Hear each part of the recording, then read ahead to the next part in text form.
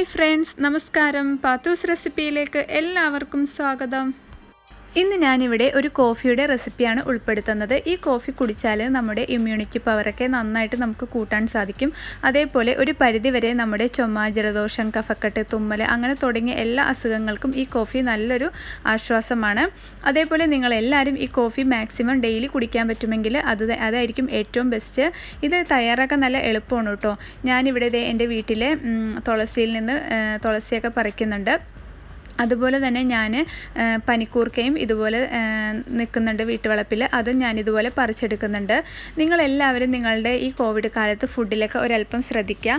നമ്മൾ immunity power കൂട്ടാൻ വേണ്ടി നമ്മൾ കഴിക്കേണ്ട ഫുഡുകൾ എന്ന് വെച്ച് കഴിഞ്ഞാൽ നമ്മുടെ പാചകത്തിൽ നമ്മൾ വെളുത്തുള്ളി ഒരുപാട് ചേർക്കുക, ചുവന്നുള്ളി ഒരുപാട് ചേർക്കുക, അതുപോലെ ഇഞ്ചി, കുരുമുളക്, അതേപോലെ ചെറുനാരങ്ങ ഇതെല്ലാം നമ്മൾ ഉൾപ്പെടുത്താം. എന്നിട്ട് നമ്മൾ ഡെയിലി പറ്റുമെങ്കിൽ ഈ കോഫിയും ഉണ്ടാക്കി കുടിക്കുകയാണെങ്കിൽ നല്ലതായിരിക്കും. നമുക്ക് നല്ലൊരു ഇമ്മ്യൂണിറ്റി പവർ കൂട്ടാൻ പറ്റുന്ന ഒരു കോഫിയാണ്. ഇനി നമുക്ക് നമ്മുടെ ഈ കോഫി എങ്ങനെ തയ്യാറാക്കുന്നതെന്ന് നമുക്ക് നോക്കാം. കോഫിക്ക് ആവശ്യമായ ഇൻഗ്രീഡിയൻസ് എന്തൊക്കെയാണെന്ന് നമുക്ക് നോക്കാം. ഒരു പിടി തുളസി എടുത്ത് വെച്ചിട്ടുണ്ട്, 5 കതിര് പനിക്കൂർക്കയുടെ ലീഫ് എടുത്ത് വെച്ചിട്ടുണ്ട്, 2 ചുവന്നുള്ളി വട്ടരിഞ്ഞ് വെച്ചിട്ടുണ്ട്, 1 ടീസ്പൂൺ കുരുമുളക് പൊടി, 2 ടീസ്പൂൺ ചുക്കും നല്ല ജീരകവും കൂടി പൊടിച്ച് വെച്ചത്, 2 ടീസ്പൂൺ കാപ്പിപ്പൊടി, പിന്നെ 1/2 കപ്പ് ശർക്കര ചുരണ്ടി വെച്ചത്. നമ്മുടെ ഓരോരുത്തരുടെ മധുരം അനുസരിച്ച് ശർക്കര എടുക്കുക. ഇത്രയും ഇൻഗ്രീഡിയൻസാണ് ഞാൻ കോഫി തയ്യാറാക്കാൻ വേണ്ടി എടുത്തേക്കുന്നത്.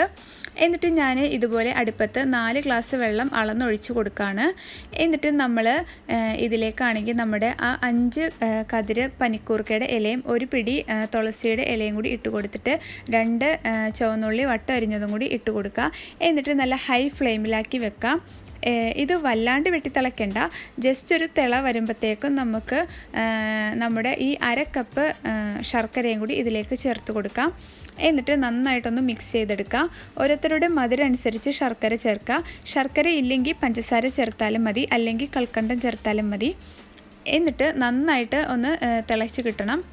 ഇപ്പോൾ ഇതേ നമ്മുടെ ഇതൊക്കെ നന്നായി തിളച്ച് വരുന്നുണ്ട്. ഇനി നമുക്ക് അതങ്ങോട്ട് ലോ ഫ്ലെയിമിലാക്കി കൊടുക്കാം. ഈ ഒരു തിള വന്ന് കഴിയുമ്പോഴത്തേക്കും നമ്മുടെ പൊടികളെല്ലാം ഇട്ട് കൊടുക്കുക. കാപ്പിപ്പൊടി, കുരുമുളക് പൊടി, ചുക്കും നല്ല ജീരകവും കൂടി പൊടിച്ച് വെച്ചത് ഇത്രയും ഞാൻ ഇതിലേക്ക് ഇട്ട് കൊടുക്കുന്നുണ്ട്. എന്നിട്ട് ചെറിയ തീയിലിട്ട് ഇത് നന്നായിട്ടൊന്ന് തിളപ്പിച്ചെടുക്കുക. ആദ്യം ജസ്റ്റ് ഒന്ന് ഇളക്കി കൊടുക്കണം. എന്നിട്ട് നല്ലപോലെ ഇതൊന്ന് തിളച്ച് കിട്ടണം കേട്ടോ. അതിന് ചെറിയ തീയിലിട്ട് തിളപ്പിച്ചെടുക്കുകയാണെങ്കിൽ ഇതിൻ്റെയൊക്കെ സത്തൊക്കെ ഒന്ന് ഇറങ്ങി നമ്മുടെ കോഫി ആണെങ്കിൽ നല്ലൊരു ഗുണവും മണമൊക്കെ ഇതിലേക്ക് വരും. ഇനി നമുക്ക് കോഫി പൗഡർ ഇടുന്നതിന് മുന്നേ ആണെങ്കിൽ നമുക്ക് ഒന്ന് ആവി പിടിക്കുകയും കൂടി ചെയ്യാം കേട്ടോ.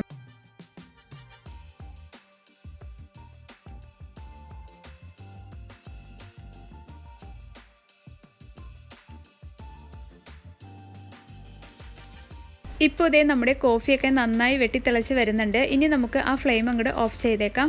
നിങ്ങൾക്ക് പറ്റുമെങ്കിൽ ഇത് ഒരു 1.5 രാടമെങ്കിലും ഈ കോഫി കുടിക്കാൻ ശ്രമിക്കുക. അങ്ങനെയാണെങ്കിൽ നമുക്ക് ഒരു പരിധി വരെ നമ്മുടെ അസുഖങ്ങളിൽ നിന്നെല്ലാം നമുക്ക് മുക്തി നേടാം. ഇപ്പോൾ ഇതേ നമ്മുടെ കോഫി തിളച്ചിട്ടുണ്ട്.